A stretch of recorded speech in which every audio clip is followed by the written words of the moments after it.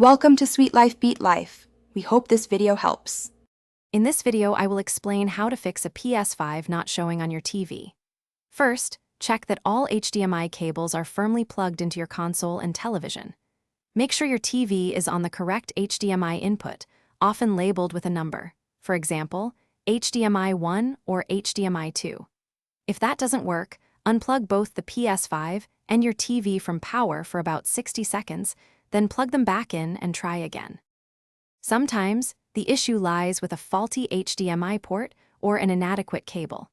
Test your PS5 with a different HDMI port on your television. Some ports might become less reliable over time. Consider swapping out your current HDMI cable for a brand new one, ideally a certified high-speed cable, to ensure optimal performance. A high-quality cable can often resolve intermittent display problems. If regular troubleshooting fails, try booting your PS5 into safe mode. To do this, turn off the console completely, then press and hold the power button until you hear 2 beeps. Connect your DualSense controller using a USB cable and select option 2, change video output. From there, adjust the resolution, perhaps to 7200 progressive scan, to see if that restores your display.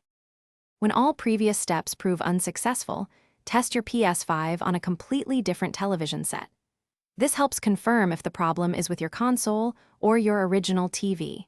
You could also try connecting another device, like a Blu-ray player, to the same TV input your PS5 usually uses to check if that port works. If the issue persists, reaching out to PlayStation support or a qualified repair technician is the best next step. Thanks for watching. Consider subscribing if we helped you.